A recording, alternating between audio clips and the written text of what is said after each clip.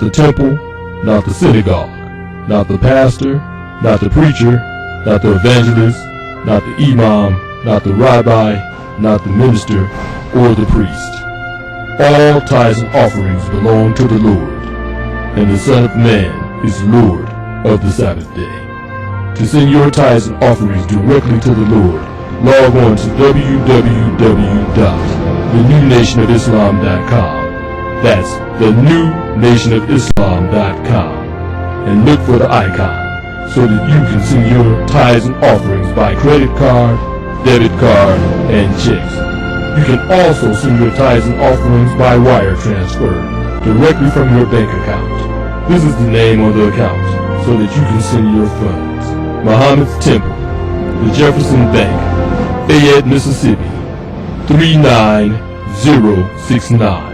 That's 39069. The routing number is 065-303-056. That's 065-303-056. The account number is 84011. That's 84011. Remember, all tithes and offerings belong to the Lord.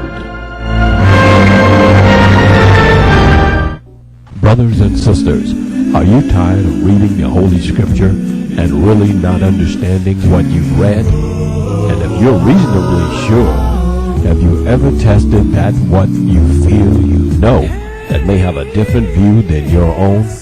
Then let's talk to one another.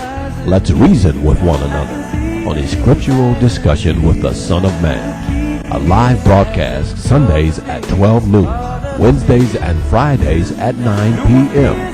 So why don't you call in and let's discuss the Holy Bible, and if you have one, the Holy Quran, and come to an agreement about the Holy Scripture and their true meaning.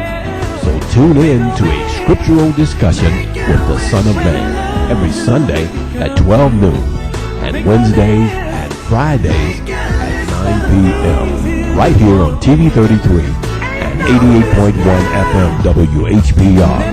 You can call in on the air or off the air at 868-0351, 868-0342, and 868-4336. Of course, the area code is 313. That's 868-0351, 868-4336, and 868-0342. In the name of Allah, the Beneficent, the Most Merciful, the Truthful, and the Most Just, I greet all of you within the sound of my voice with the greeting words of peace from the Lord of the worlds. Allah's Salaam Alaikum. You in the conference room, if you all cannot hear clearly, someone needs to unmute their line and let us know, because I need you to hear some things. And as you can see, I'm back in the studio tonight. We are happy to be back in your presence. We always enjoy our visit to Detroit. Sometime I will go back and play some tapes for you where the messenger was, had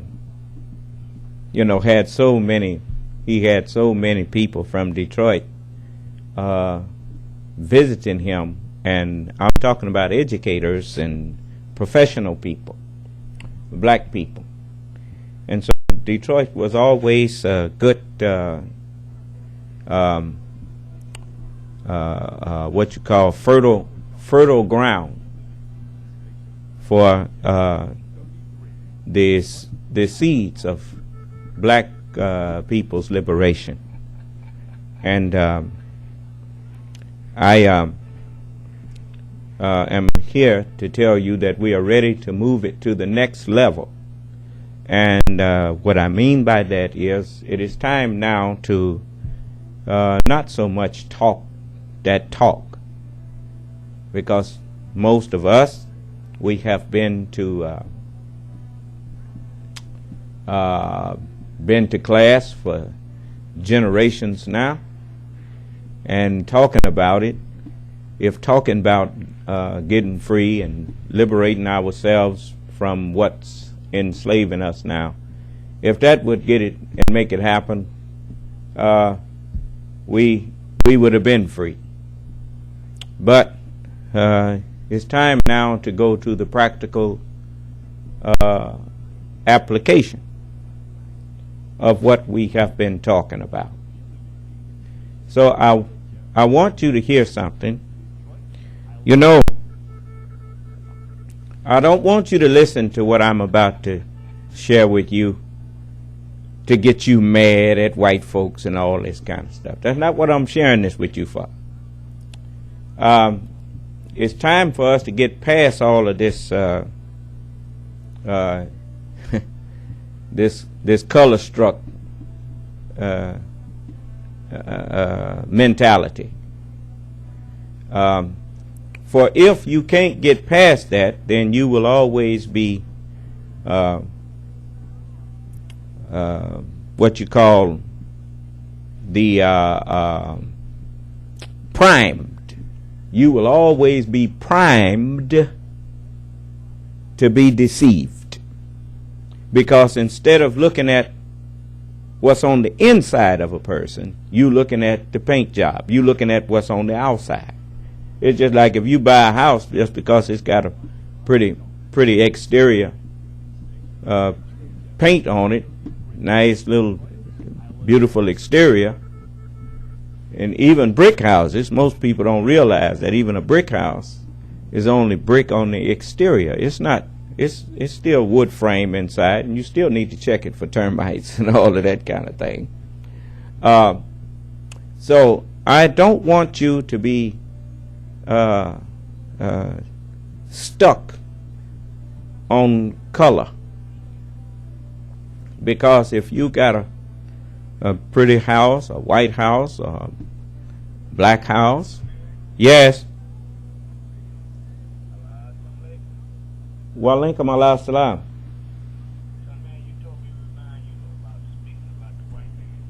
All right, I will get into I will get into that if I have time. But right now, I got something else that supersedes that. So the yes. Walaikum ala salam.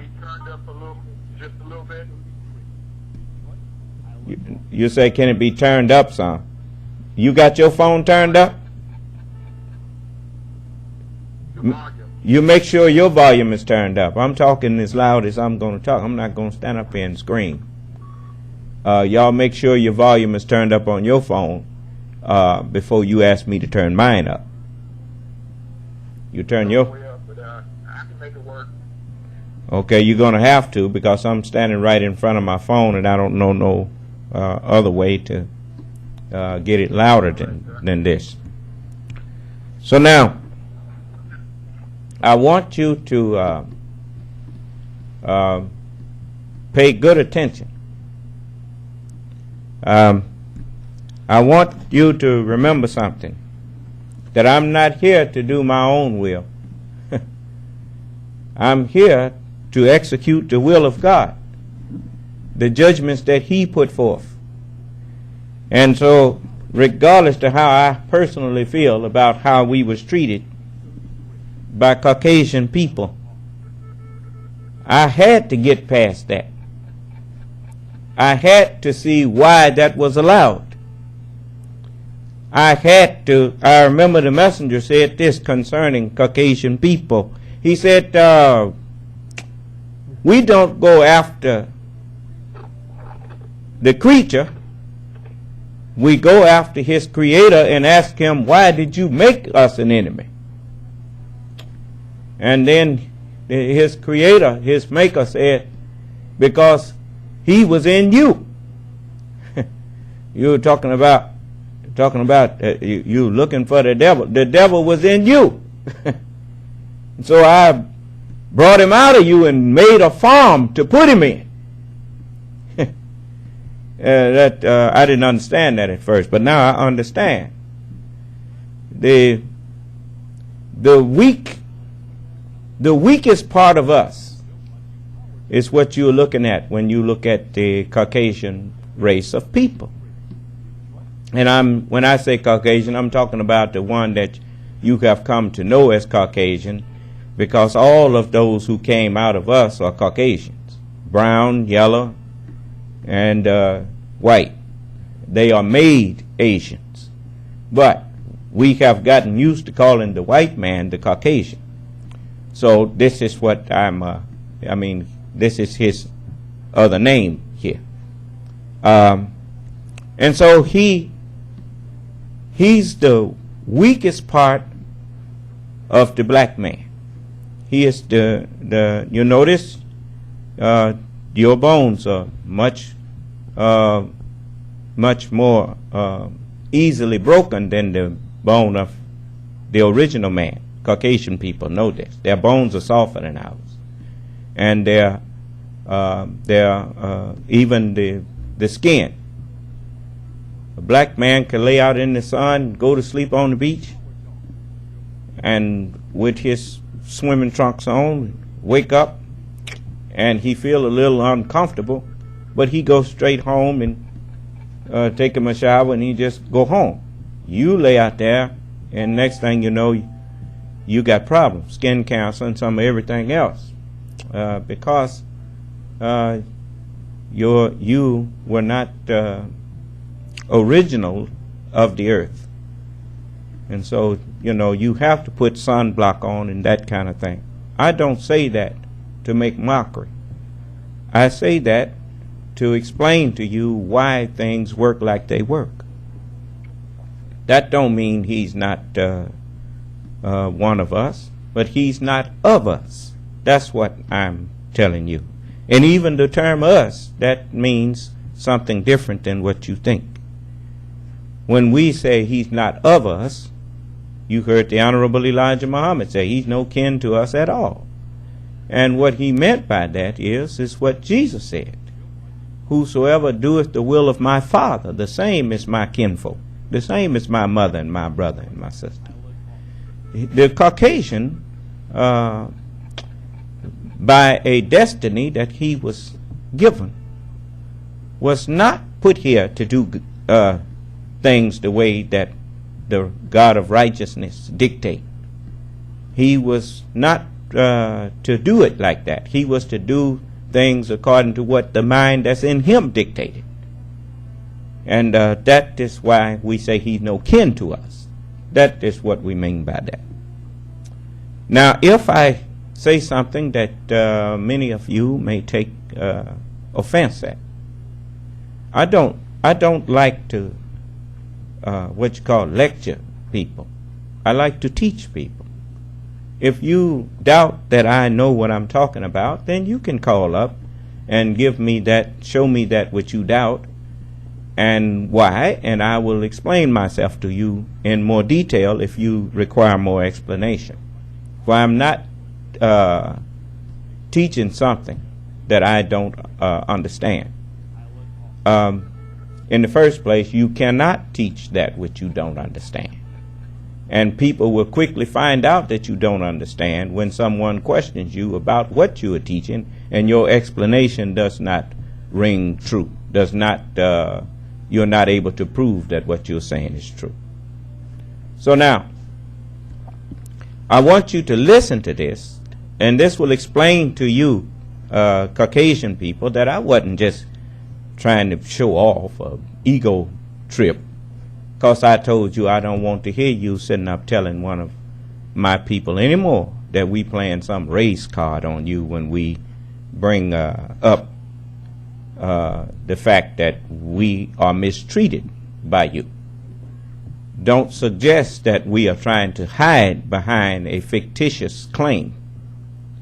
That's what playing the race card actually says. It says that we are throwing that up because we ain't got no other defense, and we are bringing something up that actually we don't have a right to bring up. And so I don't accept that coming from you any more than a Jewish person would accept a German person telling them, I should say, let me put it in this way, a citizen of Israel would not accept a citizen of Germany telling them when they can talk about the Holocaust and when they cannot, and trying to make fun of them if they say something about the Holocaust. Now he wanted to say, you'll be accused by a German that he's playing a Holocaust card. You don't insult people like that. Don't do that. And so, you know, I'm the kind of person that I understand that you cannot talk peace if you're not able to make war. Now, I'm finding out how much authority I have, so I don't have to walk around here boasting and throwing threats at you. I'm only telling you that I want to be at peace with all of you. But I'm not without backup to make war with everybody, and you will never win against me.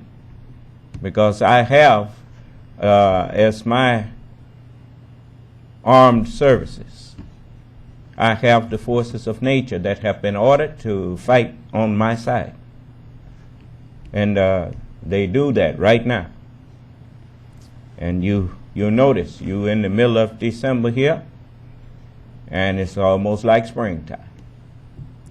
So we are not here to tell you that we want to do you harm. I'm not that. He wouldn't give me that authority if I would abuse it.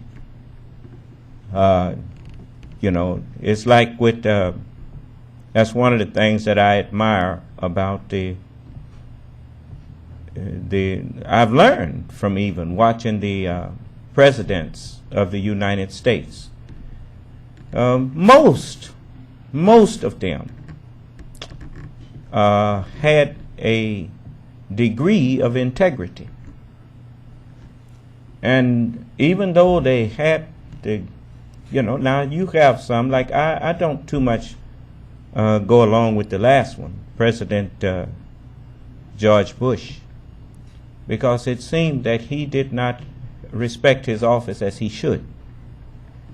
And you don't, just because you can, go and step on a person or overthrow a smaller government or whatnot.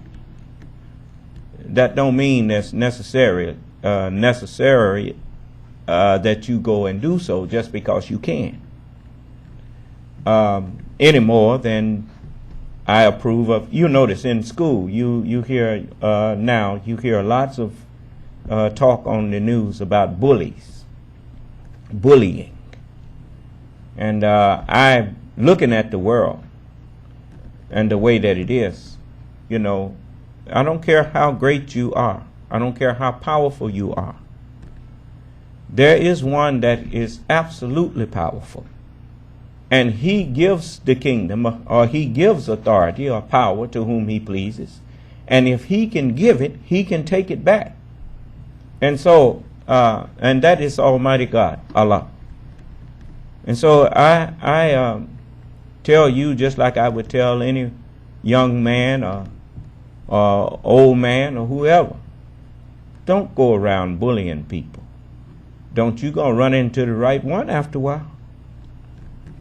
And you see what happened to Adolf Hitler. Look, history is replete, you know, with the histories of petty-minded people who rose to great power without having the proper authority, meaning the proper wisdom that goes along with handling great power. And so they wind up finding out the hard way that the universe is not ruled by brute force.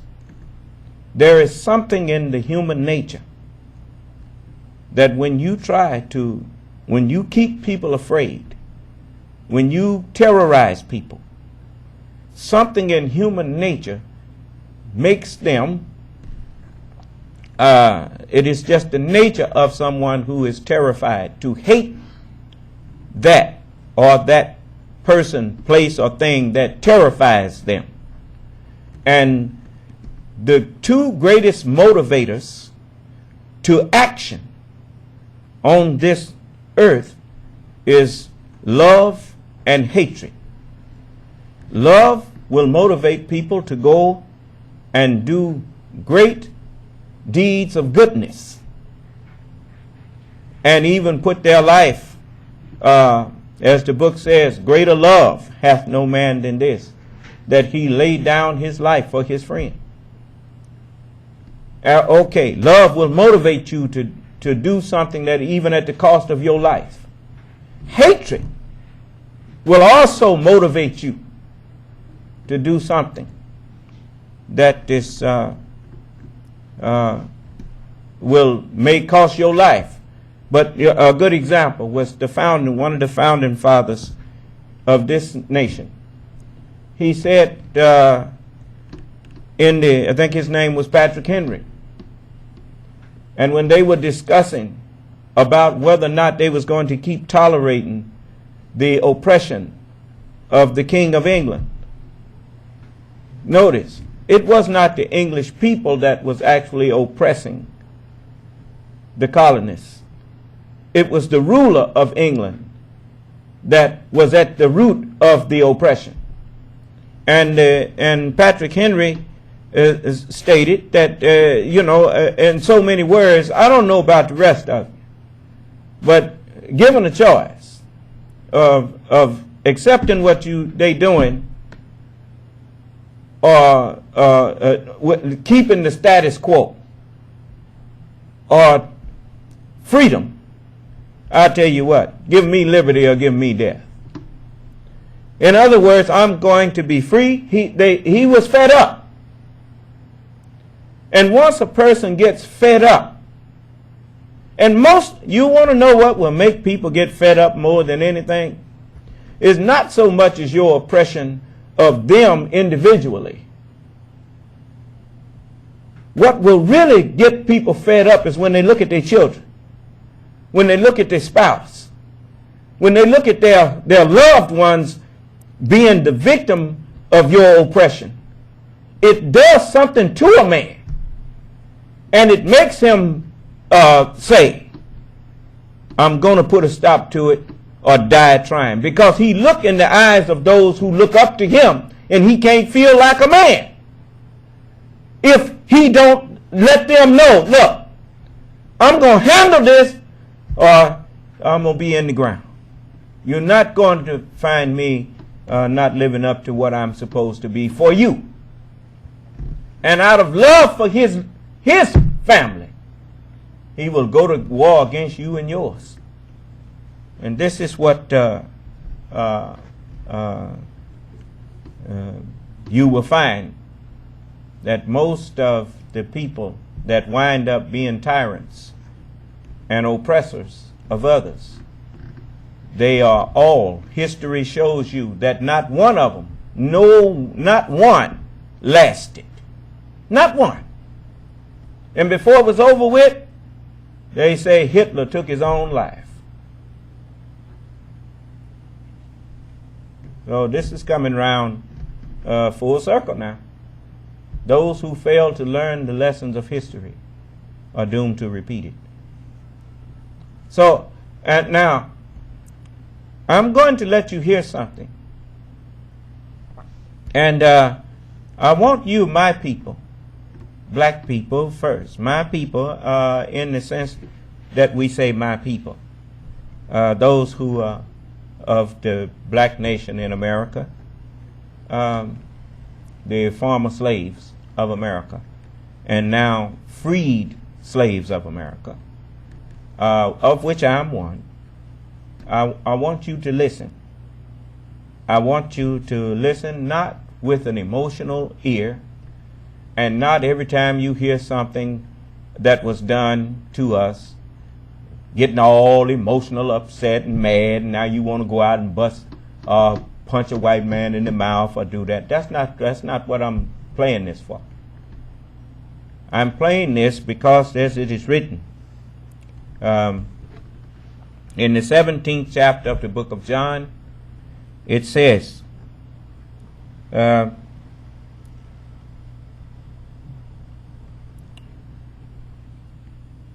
the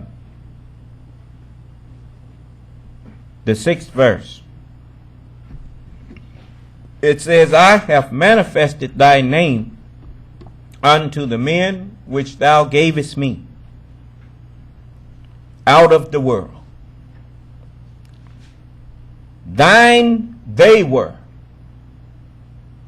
and thou gavest them me, and they have kept thy word.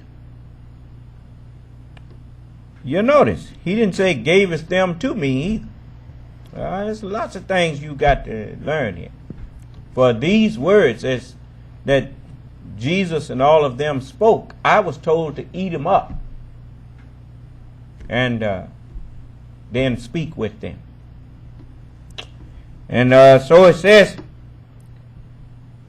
as the Holy Quran says, that when Allah made a covenant through the prophets, and he said to them, what I have given you of book and wisdom, then a messenger comes to you. Unto us a son is given. Thou gavest them me. And he says, and they have kept thy word. And now they have known that all things whatsoever thou hast given me are of thee. And he whom God sends, he speaks with the words of God. Nobody's words but God's. You see. And it says, for I have given unto them the words which thou gavest me, and they have received them, and have known surely that I came out from thee.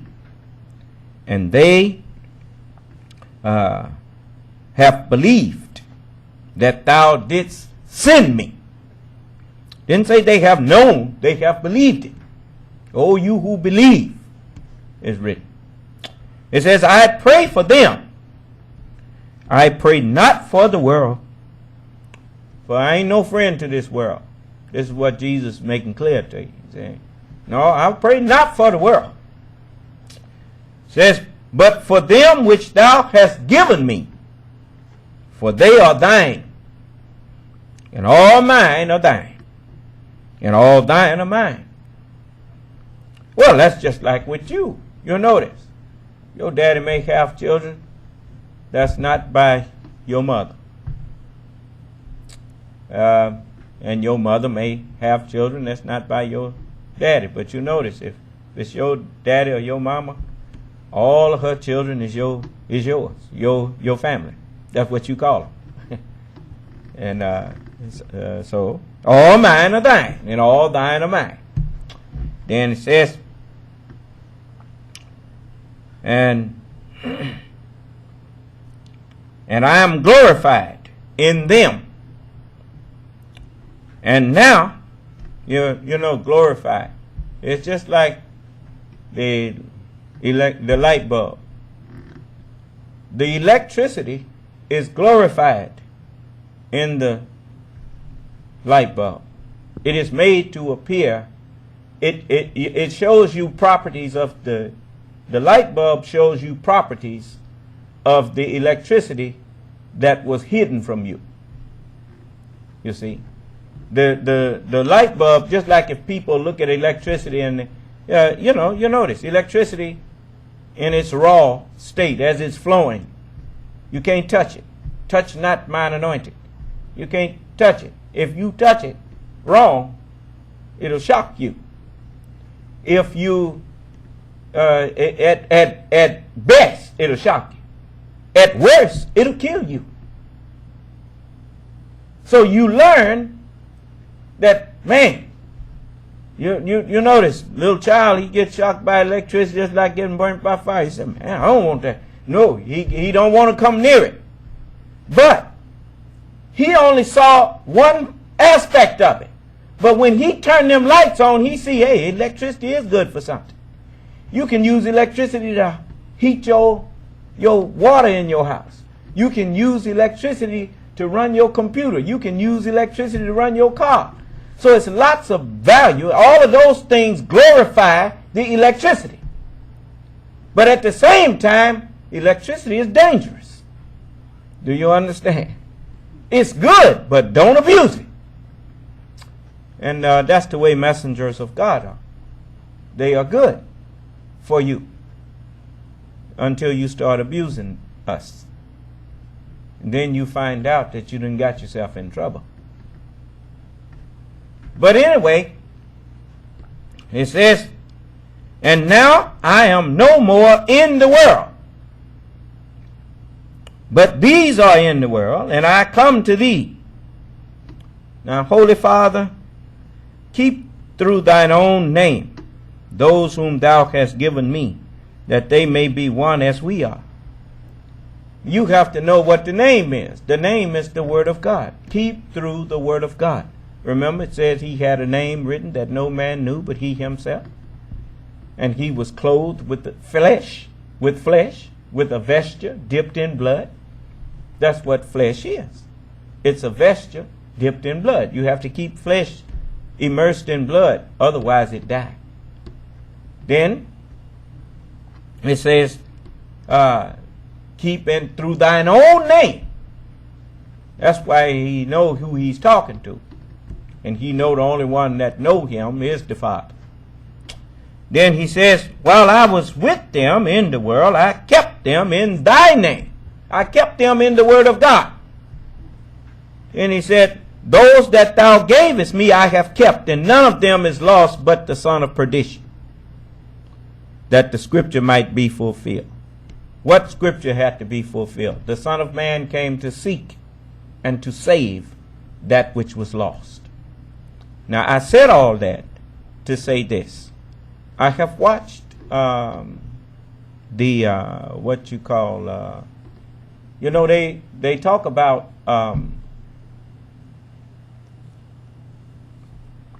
Alcoholics Anonymous. And if you've ever been to an AA meeting, you'll notice they will tell you, if you come in there, they don't placate you. They don't tell you, well, you don't really have no real problem. They make you bear witness what you are. And you have to bear witness, I'm an alcoholic. You know, my name is so-and-so, and I am an alcoholic. Do you understand? You know why they make you admit that?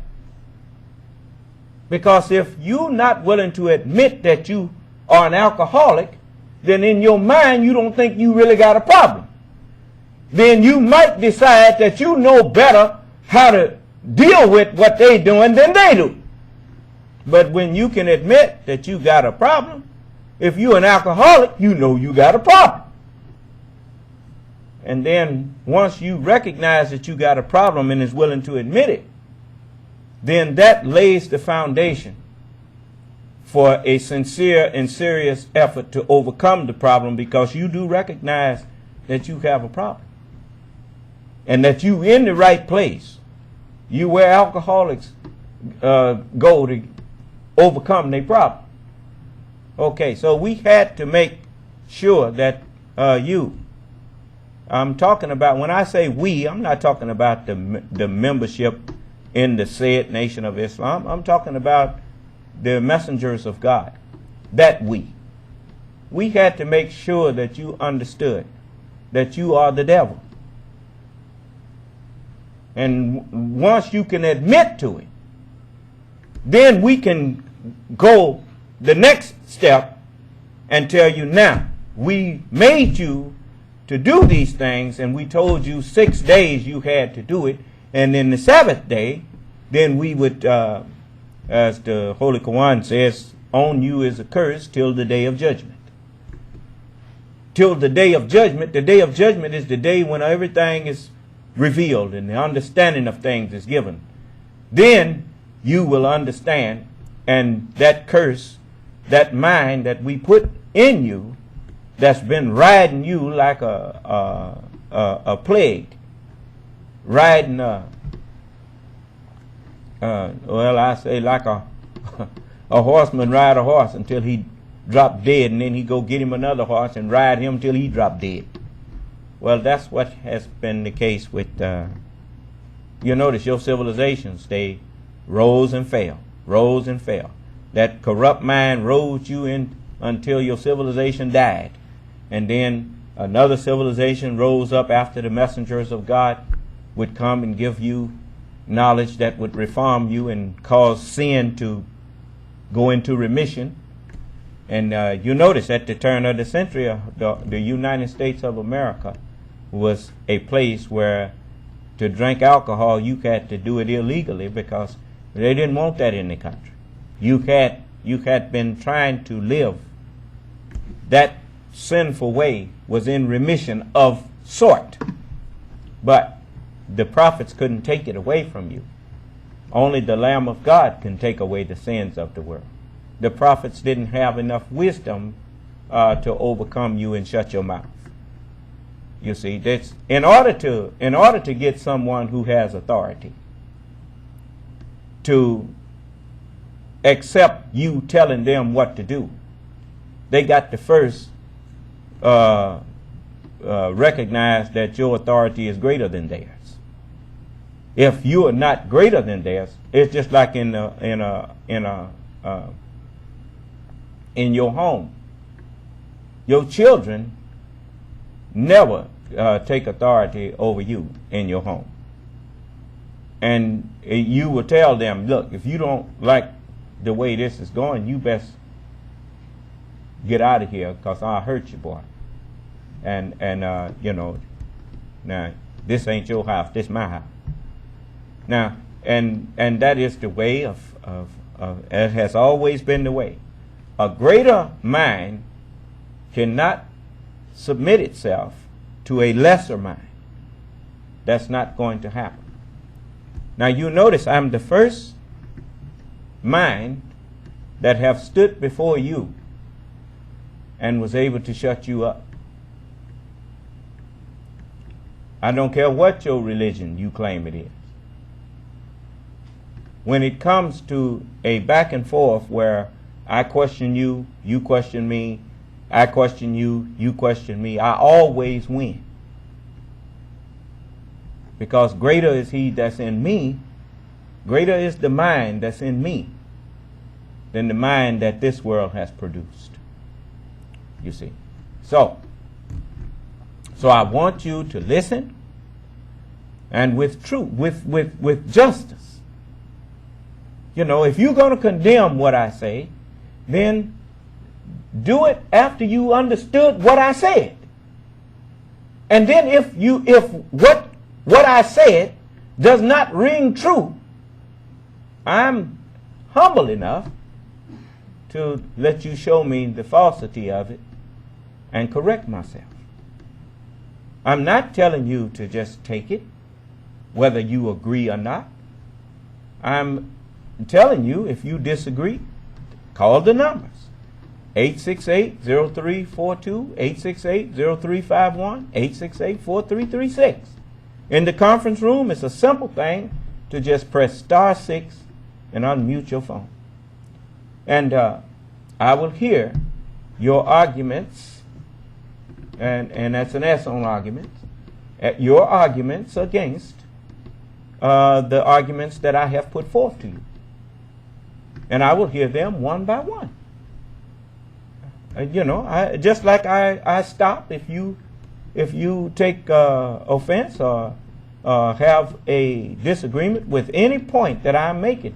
I always stop to let you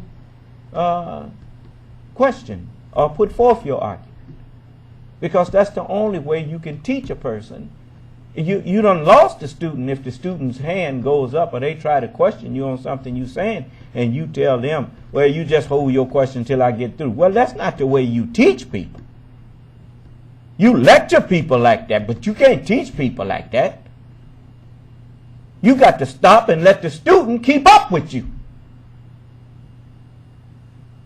So I want you to listen, and don't close your mind, and don't jump to no speedy conclusion just because you see or hear something that you don't like.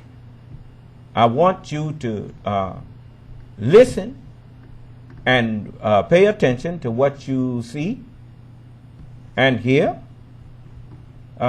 Basically, just pay attention to what you hear. And you will hear Caucasian people bearing witness to some of what was done to black people in America by them. And that's where they had to practice.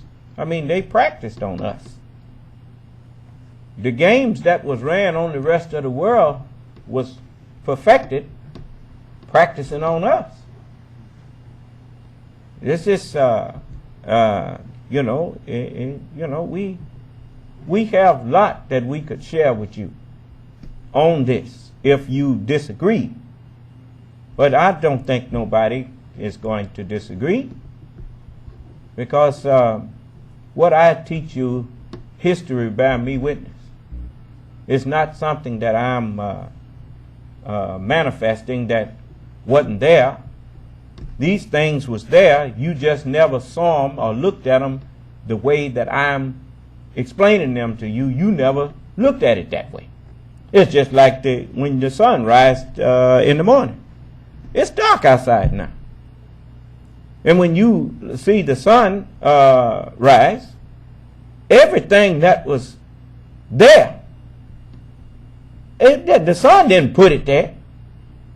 The sun just showing you what darkness hid from you.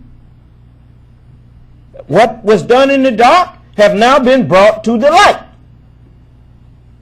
Do you understand? That's what you used to say. You know, what's done in the dark will be brought to the light. We get that from the earth. The earth turns. You don't have no choice but to be brought back to the light, because you can't stop the earth from turning. And so whatever you did last night, outside or inside, the earth going to bring you round and show that in the light, just like it hid it in the dark. Do you understand? So all praises due to Allah. So I'm going to be showing you this right after. I don't want to get started and then have to cut right away. And so we are going to, at the top of the hour, start this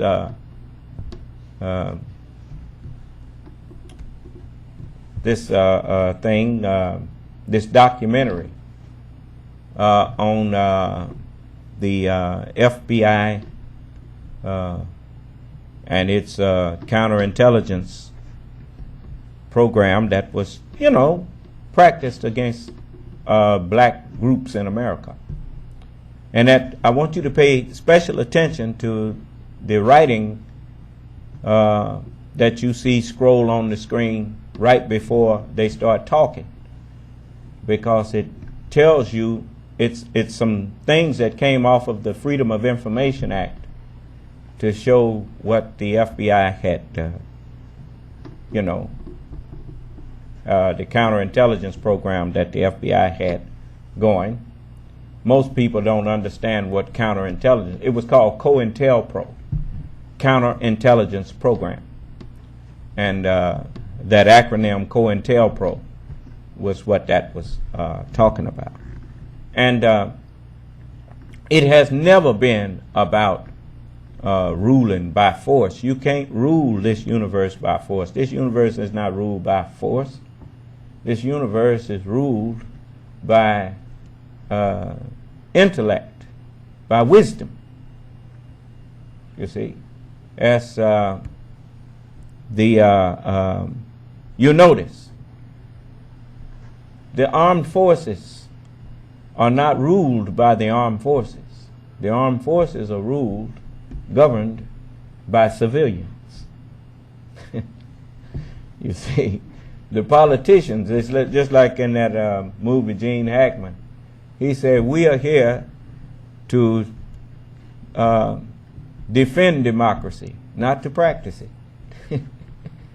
In other words, the armed forces are not, by design, armed forces are not set up to be a democracy. They are set up to hear and obey. You know, the soldier or the Marine or the sailor or the airman, his only thing is, if he's told, if that airman is told, okay, get in them bombers and get on your way, and when you get to this place or that place, drop the bomb on so and so and such and so. He says, I hear and I obey. That's that. And it's up to the ones who have the intellect or the intelligence. You notice they call all information that goes on in war, all true information, they call intelligence. They want to know what the intelligence tells you to do. For the intelligence is what dictates what you will order your forces to do, you see. And so the forces can't forget that they are not to be trying to second guess and make judgments when they don't have the intelligence that the ones who above them have, you see. And so that's why you have basic training. You know, the same way with the physical family. You train a child up in the way he is to go. And when he departs, when he gets old, he won't depart from that. Well, that's the root of basic training. You know, you go through basic training, and they train you up in the practice and the application of war, the principles of fighting and killing. Because that's all the purpose of the military basically is to fight and to kill. And so when you go through that basic training, then everyone then is a basic soldier, a basic airman, he's a basic fighter. Do you understand? And that way everybody can, that is one of the things that helps. Just like with your child, a son needs his father around to give him basic training of being a man. So that if something happened to his father, then the chain of command is the son step into his father's shoes and keep on taking care of business. You don't, that's the way it is with the military. If the captain get killed, the lieutenant take charge. The lieutenant get killed, if he's the first lieutenant, the second lieutenant. Whoever is of the highest next rank, he steps up. He in charge now. You always know who in charge. Do you understand? And that is the way. That is intelligent. And so it's just like with messengers of God. Lay people cannot take the place of messengers of God. Only a messenger of God can take the place of a messenger of God. God chooses that. You can't replace your head with nothing but another head. Do you understand? And if you are not of the body that is called Christ, you can't be the head after a messenger of God. And this is what people are going to have to learn.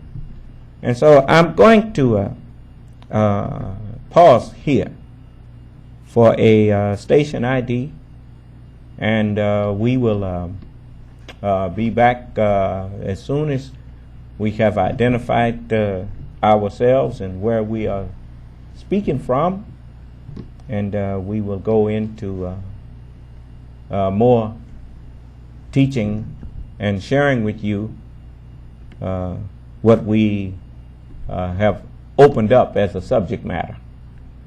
And after we have shared that, then we will share with you some other things. Even during that that process, I will probably have him to stop it at some point to let you see that it's nothing that is covered in there that we don't have answers to. Before you even can fix your mouth to argue about it, we already answered it. So right now you stay with us for a station ID, and then we will be right back.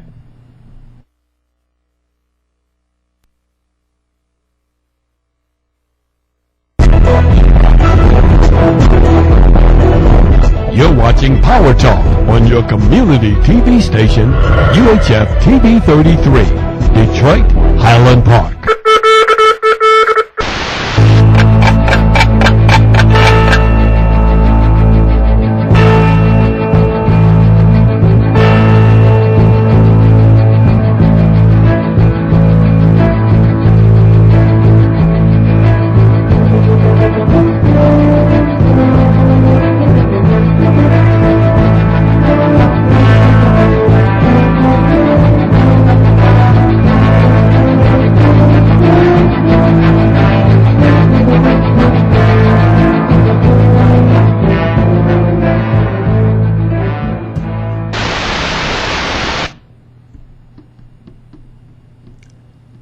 So we are back, and now that we have laid a foundation so that we don't, no messenger of God comes to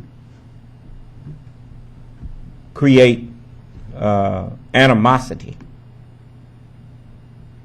in the hearts of human beings towards other human beings. We come to make peace between human beings. You can't have peace if you don't have understanding. It is understanding that paves the way to be at peace with people.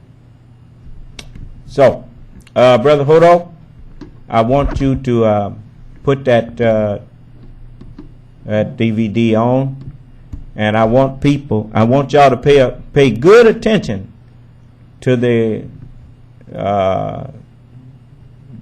writing that you see scroll across the screen. I will probably read it to you all that's over the conference line. Some of you don't have your computer looking at this, so I will read it. You kind of pause it, bruh, and I will read it and you as it scrolls. Okay. Give us some sound. As FBI director, Hoover had gone after persons like Marcus Garvey. Garvey's organization, the Universal Negro Improvement Association, had a membership numbering in the millions, and somehow Hoover found this threatening and worthy of surveillance and undermining attempts. Garvey's influence had been international and had drawn world attention to America's treatment of black people. Paul Robeson was another who was viewed by Hoover as an enemy. This reporter has personally examined thousands of FBI, CIA, and other U.S. government agency documents that were kept on Paul Robeson. Robeson, like Garvey, had an international audience at his command, and he used that platform to denounce racism in the United States. Most importantly, however, were the questions raised by the State Department as to my political opinion. Here's the question of whether one who wants to sing and act can have, as a citizen, political opinion. And in attacking me, they suggested that when I was abroad, I spoke against injustices to the Negro people in the United States. I certainly did. And the Supreme Court Justice just ruled, Judge Warren, in the segregation cases, that world opinion had a lot to do with that ruling, that our children, Negro children, can go to school like anybody else in the South. I'm very proud to have been a part of directing world opinion to precisely that condition. The second, that I fight for the independence of the colonial peoples of Africa. Bandung. The colored peoples of the world assembled and made it clear that nobody is going to tell them what to do. They're going to have the independence. I'm proud of that. When the 60s came, many factions of the civil rights movement had developed the same international perspective. Those of us living in the United States who see ourselves as, and who are in fact, descendants of the Africans who were brought to this country, who were enslaved, and who were rebelling and revolting now against our oppressive condition, and we are concerned about Africa. We see Africa as our motherland, and we feel that we have a responsibility to speak with as much passion as any other African on this issue. The United States government says that change must come in South Africa through peaceful means. That same government has over 500,000 troops in Vietnam fighting not white people, but brown Vietnamese. So it is small wonder that the civil rights movement was also subjected to heavy attack by Hoover. Billions of government dollars were spent in this direction.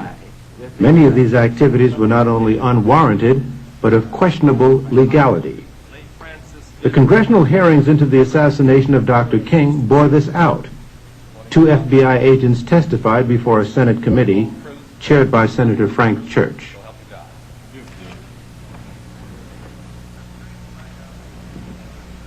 I'm trying to find out what it was that impelled some part of the FBI to pursue Martin Luther King with such an obsession. And what I understood that answer to be is, first of all, it was not any suspicions of the commission of a federal crime. None of the literature showed up a single suggestion that Martin Luther King had committed or was about to commit a crime. Is that correct? That's correct. Yes, sir, but at this point, much of what was being done did involve challenges to local laws. And there is a very strong suggestion that King was seen as rallying the lawbreakers and would-be lawbreakers, albeit for a cause that sounded pure. I'm looking now in terms of, if we look at what might have gotten the Bureau started, and if we remember at the same time he is extremely critical of the Bureau's own law enforcement efforts. We see throughout these documents and the New Left documents that it is taboo to criticize the Bureau and particularly the director. Well, was he ever charged with fomenting violence? Did he ever participate in violence? Was it ever alleged that he was about to be violent? That was the very opposite of his philosophy, Senator.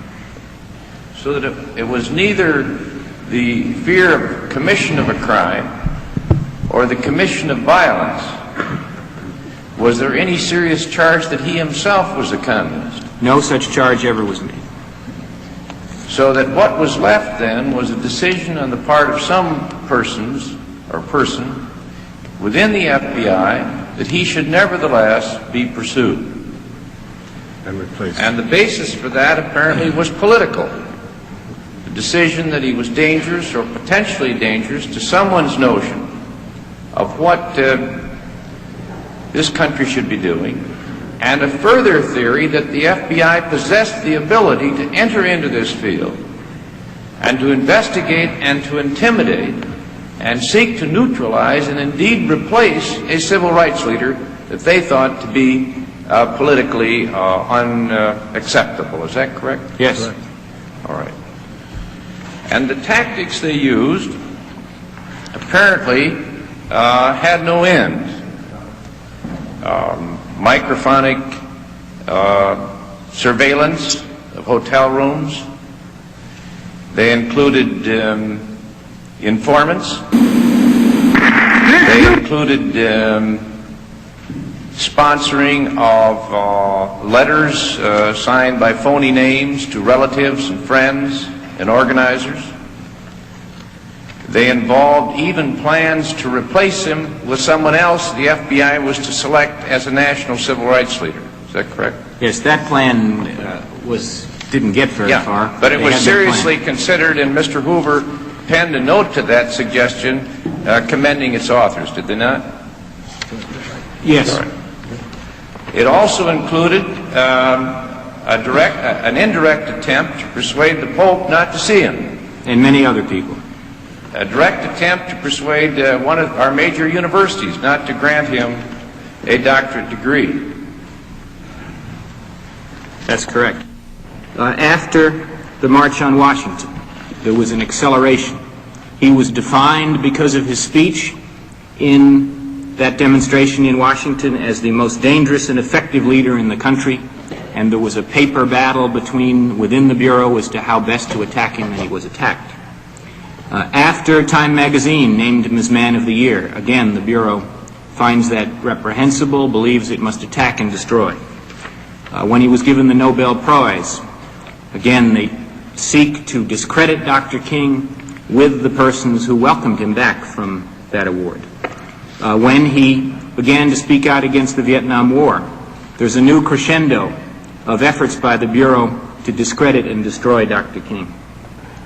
It is my feeling that the assassination of Dr. King was a part of a conspiracy in the country, and I do believe that some individuals in very high places That's of Reverend our Abernathy. government were involved in this conspiracy.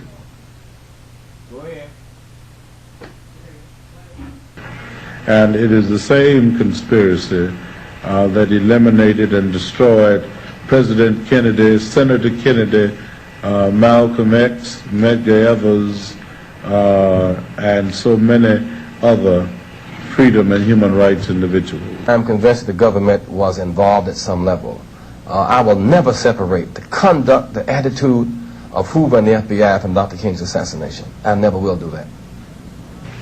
I think one of the most important things that come out in that investigation was that Martin Luther King in Memphis was in a white hotel, and the FBI admitted that they leaked to the press that Dr. King was staying in a white hotel instead of a black hotel, and it was that embarrassment that forced Dr. King to move into the Lorraine Hotel where he was killed. There are more questions regarding the FBI's role in the assassination of Dr. King. For example, why was Dr. King stripped of his protection just before he was killed in Memphis? Reporter Les Payne and myself interviewed police officer Ed Reddit of the Memphis Police Department, who told how he was mysteriously removed from his security post near Dr. King. However, later, his superior, Chief Holloman, denied doing so. Stop it there for a moment. Why do you feel you were pulled? I want you to remember, as the Honorable Elijah Muhammad said, he said that the job of freeing my people will be done by a God and a servant. And all other leaders, whether self-made or made by this world, will fail. Because in the first place, brother and sister, to go against the devil, to go against the ruler of this world, you cannot go against the ruler of this world if you are one of his subjects, because he has authority over you and will take your life. It's just like what you notice in this country, they have what is called diplomatic immunity. When an ambassador from another country comes here and does something that,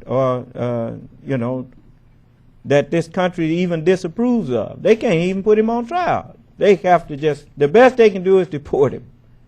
That's the gentleman's agreement that they have, at least unless something done changed. Now, likewise, the Honorable Elijah Muhammad, you notice they didn't link him in with that. Didn't nobody shoot him down, because this government knew that he was God's man. He wasn't their property, just like they know I'm not their property.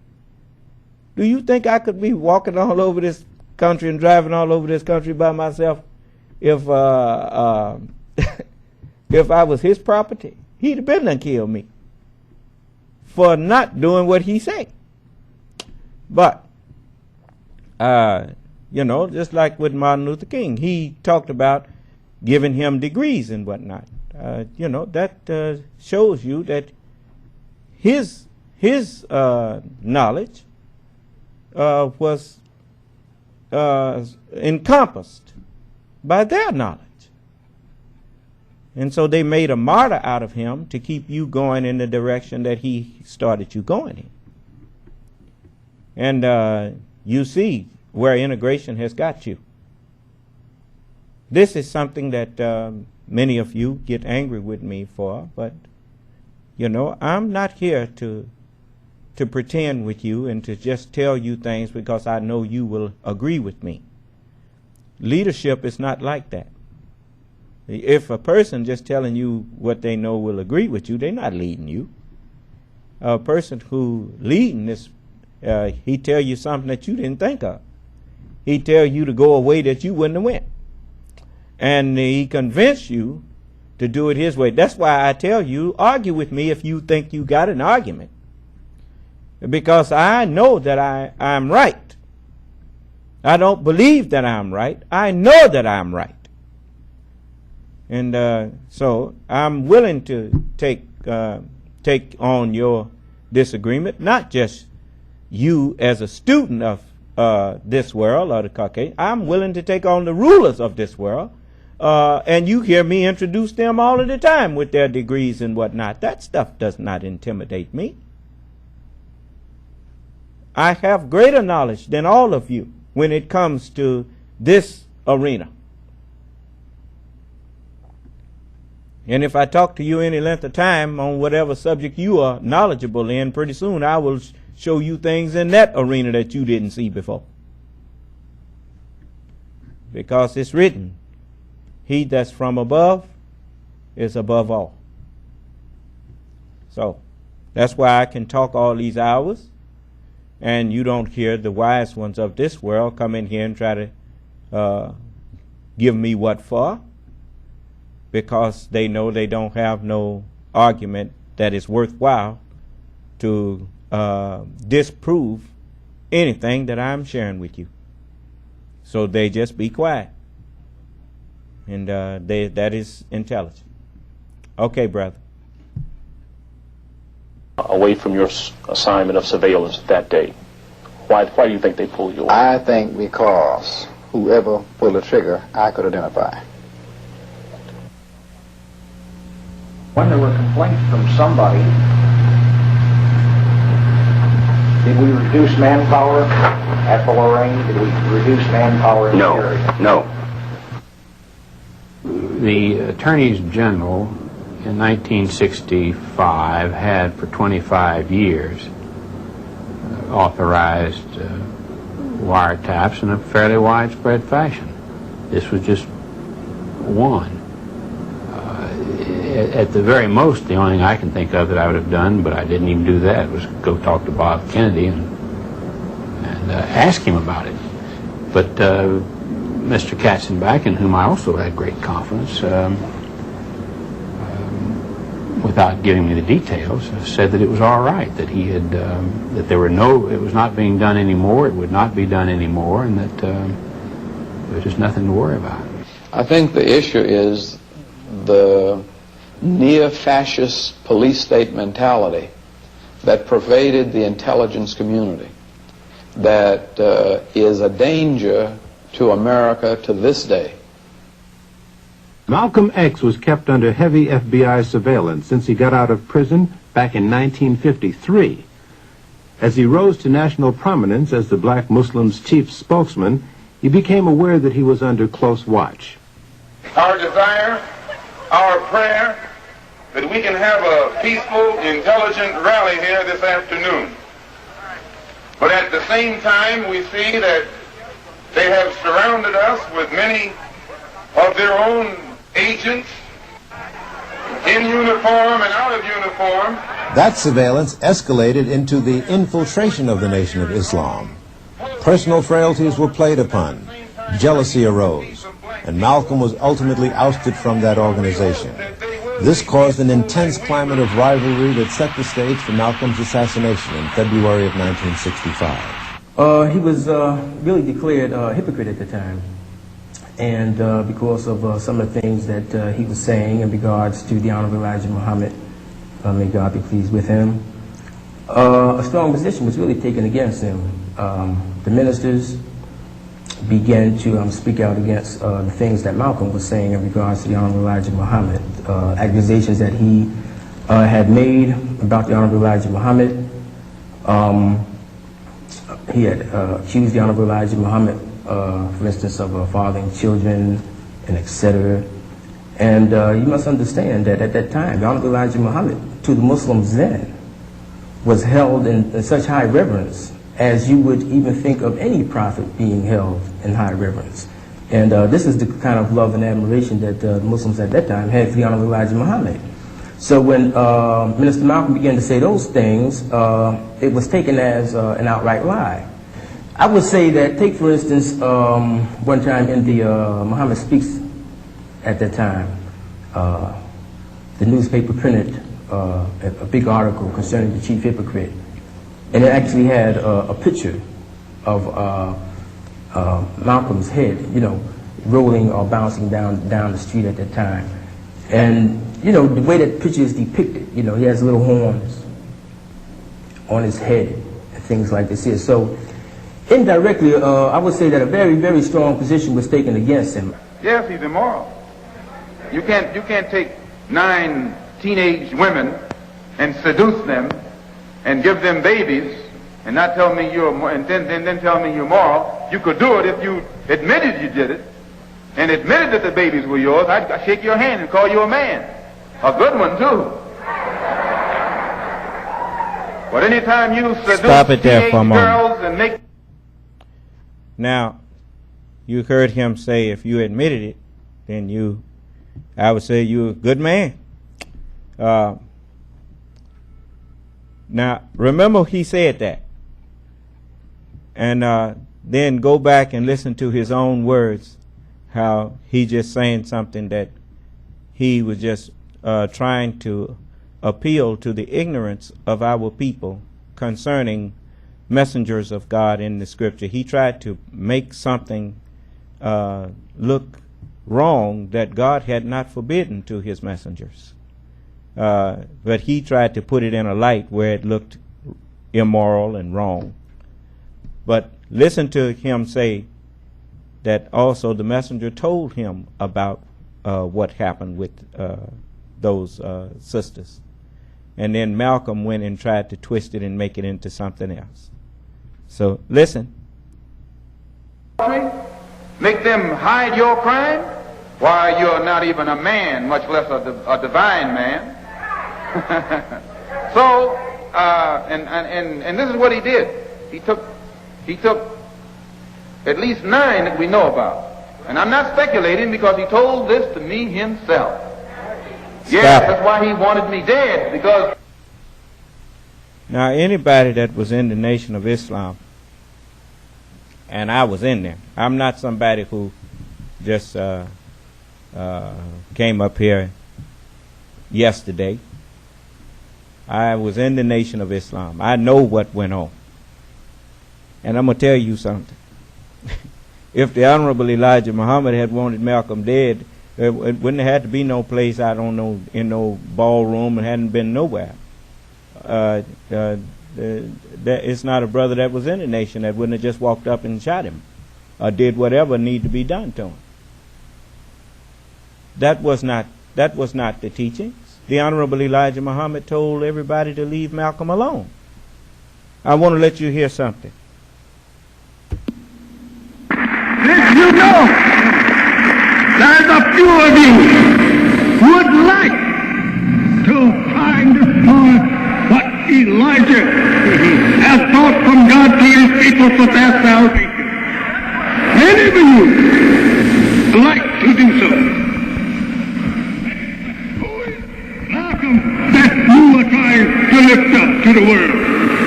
What has he done for you? I taught him all he ever knew.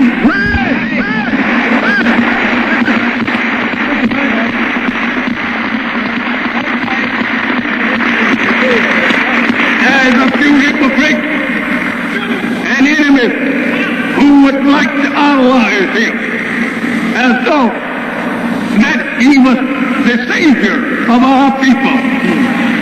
That's right. The whole country, you know what Malcolm was teaching? That's right. The world know what he was teaching. Who are you trying to put something over on? Right. We know him better than you. I was his teacher. Right. And he turned heels on me. As the Bible teacher and son, the man was not an enemy. Then I could have protected myself against it.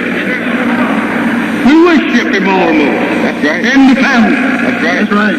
Yes, that's right. He stuck his feet under my table and ate bread with me. That's right. Time and again. That's right. We stuffed money in his pocket. That's right, there, Papa. And then give him the freedom to open his mouth. Right. Sterilize me if he wants. I give him that freedom.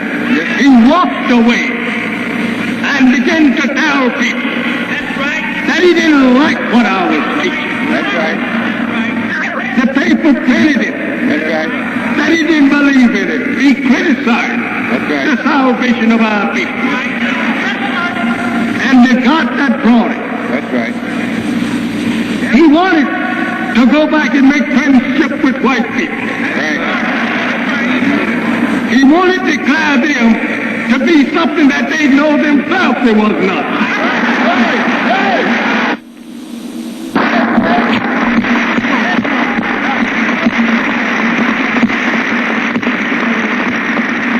He wanted friendship with them. I would not take this kind of subject up with you, but many of you is with those who would like to destroy us. All right. And you're using Malcolm for an excuse. Right. You analyzed it. Right. We know what he taught. Yes, sir. We know his intention. We know what he was up for. That's right. But we give him the freedom to do what he did. We did not try to interfere with Malcolm. That's right. Especially when he come right in my door. I didn't tell my father to go out there and kill Malcolm. I wanted him to be brought to an order by that which he preached. Let God take care of it. I know you don't have a chance against me if God is with me.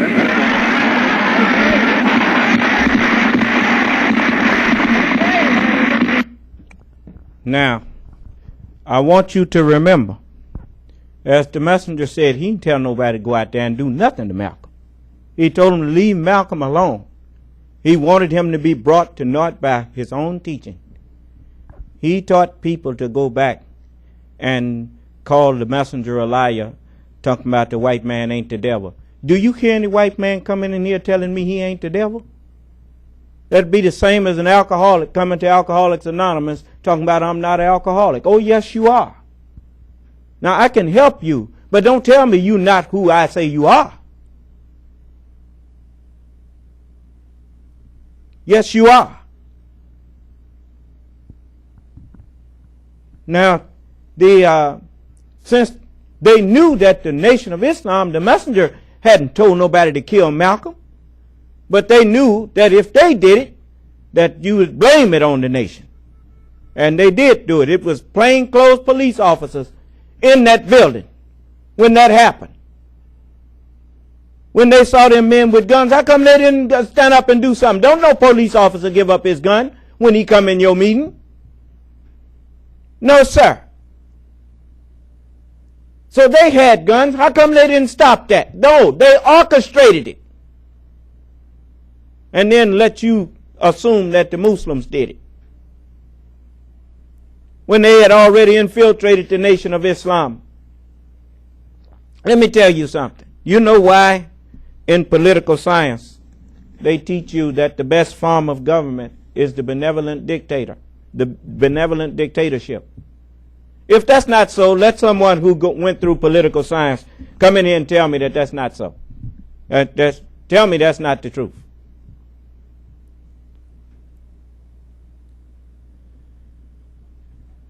Then why is the best form of government the benevolent dictator? Because that's what God is. God is a benevolent dictator. And you know, the reason it said is the best form of government is because no matter how many people infiltrate it, you can't take it over.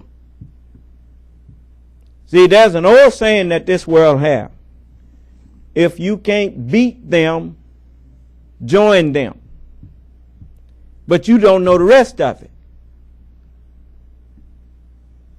You see, but the rest of that which is unspoken is, if you can't beat them, join them, then move your way into a position of authority or command, and then take them in a direction that you want them to go in, since you can't outright make them go into the direction you want them to go in. Gain leadership over them, and then supplant their goals, supplant their ideology with your ideology, and make them think it's theirs. You see, he knows I know what's going on. He know I know what I'm talking about. All of you know I know what I'm talking about. That's why them phones are silent. That's why that conference room, nobody unmute their phone, because they know I know what I'm talking about. What I say to you is not something that leaves room for doubt. There is no doubt in what I'm saying. History bear me witness. Even when they was prosecuting the Communist Party over here, the FBI and the CIA had infiltrated portions of the Communist Party and was calling the shots. And they thought they was there doing. So, you know, we know what you're up for. We taught you that. But don't try it now. You try it now, you're not going to have a mind. You're not going to be allowed to deal with me like you dealt with all of these other people. You see, so I'm warning you. And you know, you always got somebody who got to be made an example of. So you know, that's one of the reasons why in Mississippi they stopped bothering me. Some examples was made. Allah made some examples. They had some terrible things happen to some of them that at the hands of this very system that they was called themselves using to mistreat me. I remember this judge. His name was Hyde Rush Jenkins. They told him, the Supreme Court of Mississippi told him, don't show his face on the courthouse steps anymore. All of his crooked stuff that he had been doing came out, and they took his judgeship away. They took his license to practice law away, and told him they didn't want him on the courthouse steps. And they disgraced him in the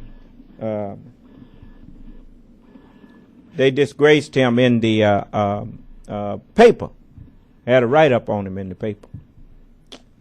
And so I was sitting up in jail teaching, as they still let me do my broadcast from jail. And I was in the jail, and I told him, I said, I'm still the Son of Man. Are you still a judge? And of course, didn't hear no more from him. But you know, I look at people. I don't wish ill on anyone. But you bring it on yourself when you call yourself falling on God's messenger. You can't fall on the Son of Man no more than the earth can fall on that physical sun out there. Before you get close enough to actually fall on the surface of the sun, you'd be vaporized. So you ain't gonna do nothing. You wish that you could, but that's all. You know, and I don't wish that I could hurt you. I already could hurt you. I don't wish to hurt you. You know, if you get hurt, it won't be at my hands. It'd be at your actions, your deeds is what gets you in trouble. You know, so no, I'm not going to do nothing to you. I don't want to hurt none of you. That's why Allah chose me. He wouldn't have chose me if I wanted to hurt you. No. So you listen to the messenger a little bit more. Then I'm going to let you hear them tell you. Matter of fact, I want you to hear how they question the police about having people in there. And they tell on themselves. Listen. Play it, bruh. He knew that as soon as I woke up, I'd tell it. Plan of action was basically what took place. Me and Leon, we took seats down in the front of the Autobahn. We came early. We would drift into the Autobahn. If indeed there was a search, then we could never enter. There was no search, so we drifted in just like we had hoped to. Leon Davis and myself took seats down front on the left-hand side. Benjamin and William, who carried the sort-of shotgun, sat right behind us, you know. And Wilbur sat somewhat in the back or almost in the middle. And our plan was, as soon as the brother came out to speak, that Wilbur would throw the smoke bomb to make a distraction, and that William would fire his shotgun, and that Leon and myself, we would fire our weapons, and then just break for the door. And what I did do, I bring before you Minister Malcolm, and I pray that you and I will listen, hear, and understand. Thank you.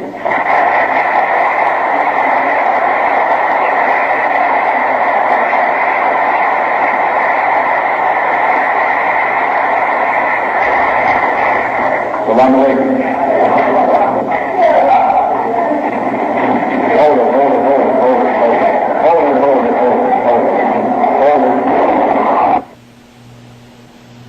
As in Dr. King's assassination, a police superior has trouble with the truth. He tells reporters that 2 suspects were arrested at the Autobahn. Later, official police reports say that 1 was arrested. Also, listen closely as the police official carefully handles the question about police on the scene. We have 2 suspects in custody now. Where were they arrested? Fired the shot? I wouldn't know that at this time. Where were they arrested, sir? One of these men was arrested on the street by one of our patrolmen close by. There were no police at this meeting, were there, Inspector? There were no uniformed policemen assigned inside this ballroom. No uniformed police on the scene. Does this mean that police out of uniform were there? And if so, why didn't they take action? What were they doing there? This behavior pattern rings a bell of striking similarity with the behavior pattern of the CIA overseas. The church committee produced cables, demanded and got cables, which proved it traced the CIA's plan to kill Lumumba. Sid Gottlieb got on a plane and went to Leopoldville. Headquarters sent a cable saying, use the poison. Gottlieb was couriering for the poison. Headquarters sent a cable saying, you have to use it promptly because it deteriorates. And they had a plan to try and get it into his toothpaste or give it to him in a Mickey at some social function. And then there's a gap, no cables, no explanation of what happened. Then 5 weeks later, he's beaten to death on an airplane. And unfortunately, though, the airplane was in the control of people who had agency cryptonyms. And the gap of what happened has never been answered. The men who were involved and were responsible obviously aren't speaking out, and there's no paper to prove anything. So perhaps the same tactics were used against the civil rights movement. Heavy infiltration of the ranks, spread the seeds of dissension, then step back and let the blood spill.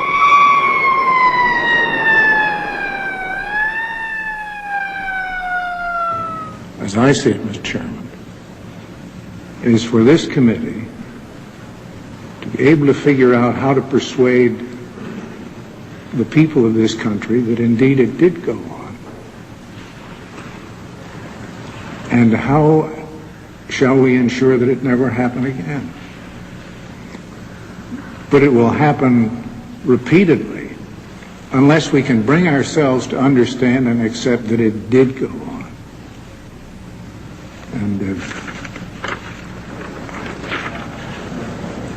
And I say that as one who worked as a United States Attorney with the Bureau and have enormous respect for its capacities in the field of kidnapping, bank robbery, and a lot of other things, but am appalled to learn what if it's correct, the intelligence side of that Bureau was up to for so long.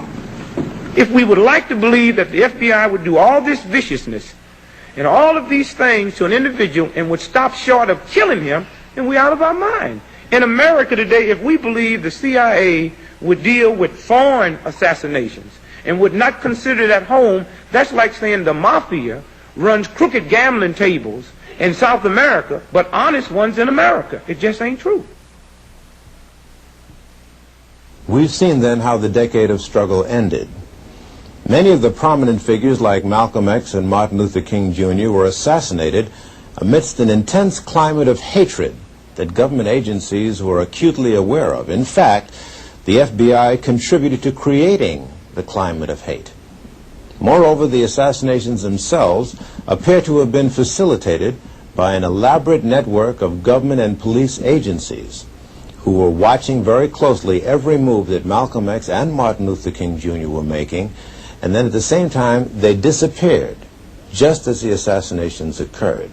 But those were the leaders. What about the students, the troops of the movement? Well, they too were subjected to harassment.